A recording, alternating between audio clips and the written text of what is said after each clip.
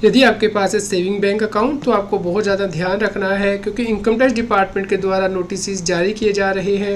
Income tax department के द्वारा section 133 sub section 6 के अंतर्गत नोटिस भेजने स्टार्ट किए गए हैं। तो ये नोटिस क्यों भेजे जाते हैं, इन नोटिस को आपको कैसे डाउनलोड करना है, इनका रिप्लाई आपको कैसे फ़ाइल करना है, और यदि आप रिप्लाई फ़ाइल नहीं करेंगे तो उस केस में कितनी पेनल्टी लगाई जाएगी, और इन नोटिस का जवाब देने के लिए आपको किस इन्फॉर्मेशन की आवश्यकता होगी, तो इन सब के बारे में हम इस वीडियो में डिस्कशन करेंगे। CA Satbir Singh YouTube channel पे आपका स्वागत है।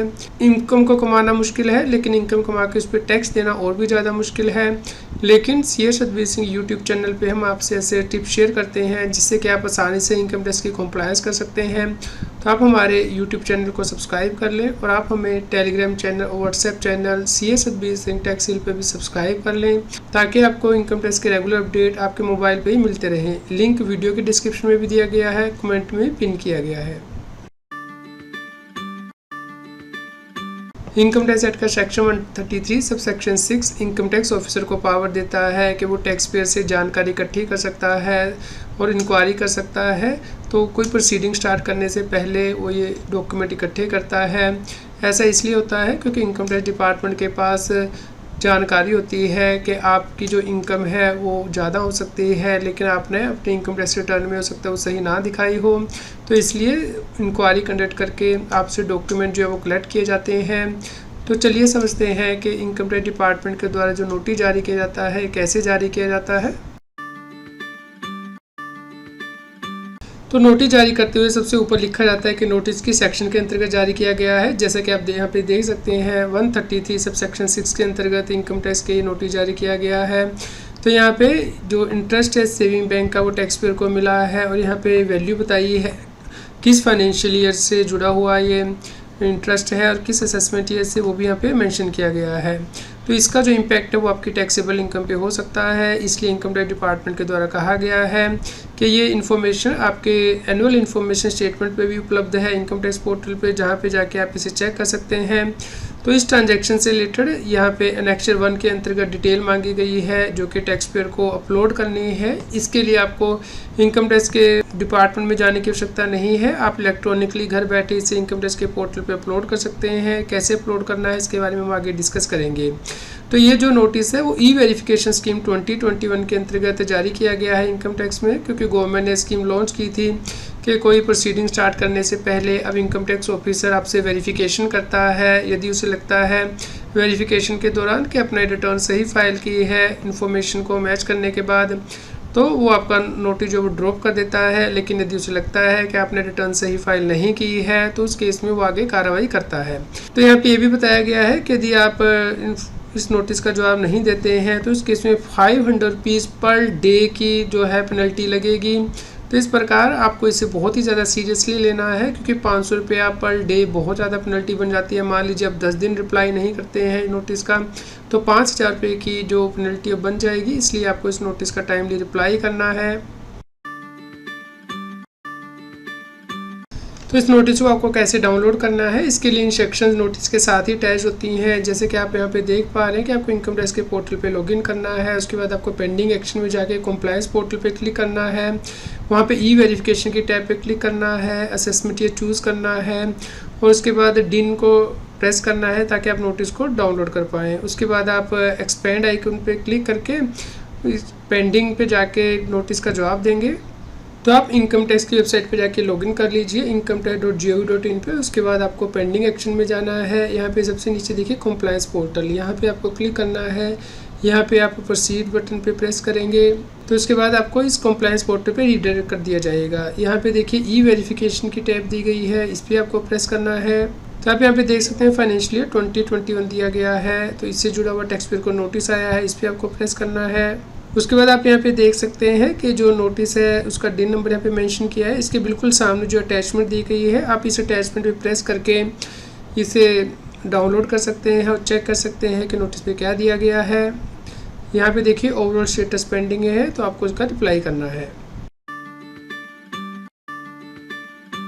तो नोटिस मिलने के बाद आपको कौन से डॉक्यूमेंट चाहिए ताकि आप उसका रिप्लाई कर पाएँ, इसके लिए नोटिस में मेंशन किया होता है। जैसे कि आप यहाँ पे देख सकते हैं कि एनेक्शन में दिया गया है कि आप अपने सभी बैंक अकाउंट की स्टेटमेंट जो है दें इनकम टैक्स डिपार्टमेंट को, जिसमें कि आपका नेम भी हो अकाउंट होल्डर का, टाइप ऑफ अकाउंट मेंशन हो कि करंट अकाउंट है, सेविंग अकाउंट है, नॉन रेजिडेंट एक्सटर्नल अकाउंट है, नॉन रेजिडेंट ऑर्डिनरी अकाउंट है, बैंक का नेम हो और एड्रेस जो है बैंक ब्रांच की मेंशन की गई हो।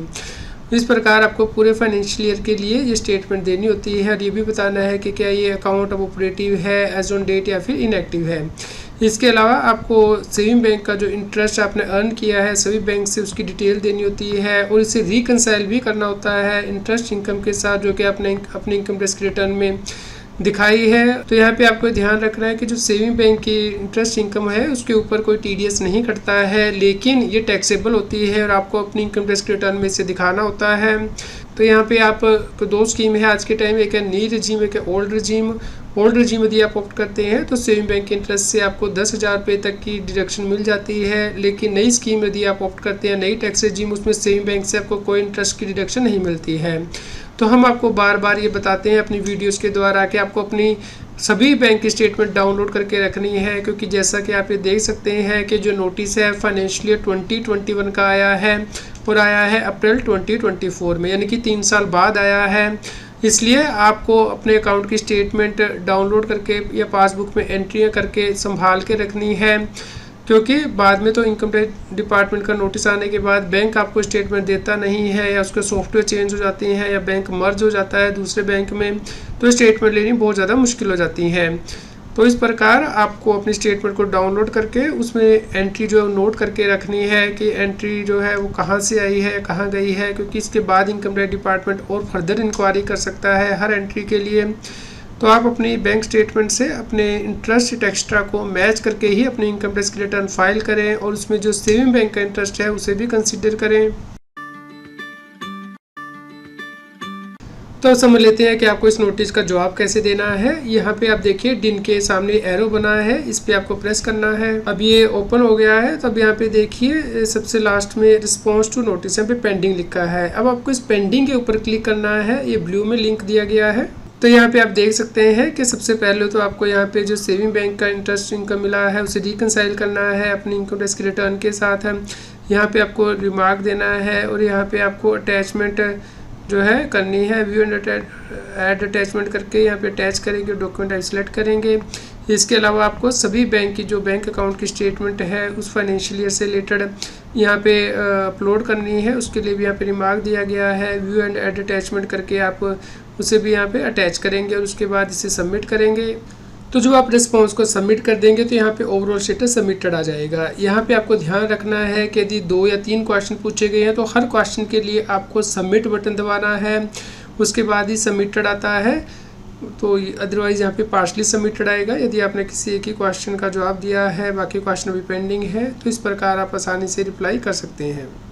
तो यहाँ पे आपको ध्यान रखना है कि आपको अपनी बैंक स्टेटमेंट संभाल के रखनी है, क्योंकि यदि इनकम 50 लाख रुपए तक है तो 3 साल तक नोटिस कभी भी इशू हो सकता है असेसमेंट ईयर के ख़त्म होने के बाद, और यदि 50 लाख रुपए से ज़्यादा है तो 10 साल तक कभी भी नोटिस जारी कर सकता है इनकम टैक्स डिपार्टमेंट। और दूसरा सेविंग बैंक का इंटरेस्ट भी आपको अपनी ITR में रिपोर्ट करना है, तो आपको इसे रिकंसाइल करके ही ITR को फाइल करना है।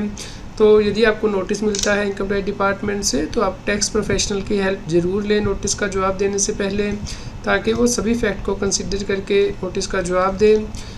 यदि आपका कोई क्वेश्चन हो तो आप हमें वीडियो के नीचे कमेंट करके ज़रूर बताएं। कृपया लाइक करें और शेयर करें। आपको असेसमेंट ईयर 24-25 की ITR कैसे फाइल करनी है, इसके लिए CS Satbir Singh YouTube channel पे प्लेलिस्ट में जाके आप प्लेलिस्ट दे सकते हैं ITR फाइलिंग से रिलेटेड, जिसपे कि हमने 50+ वीडियो कवर की हैं ITR फाइलिंग से रिलेटेड, और वीडियोस में जाके लेटेस्ट वीडियो देख सकते हैं। तो आप इन सभी वीडियोस को देखिए, लाइक कीजिए और शेयर कीजिए, ताकि सभी लोगों तक ये जानकारी पहुंच पाए और वो इनकम टैक्स की कंप्लायंस कर पाएँ। रेगुलर टैक्स अपडेट के लिए इस चैनल को सब्सक्राइब करें। आप हमें Telegram app CS Satbir Singh टैक्सील पे ज्वाइन कर सकते हैं, ताकि आप GST और इनकम टैक्स के रेगुलर अपडेट अपने मोबाइल पर ही प्राप्त कर सकें।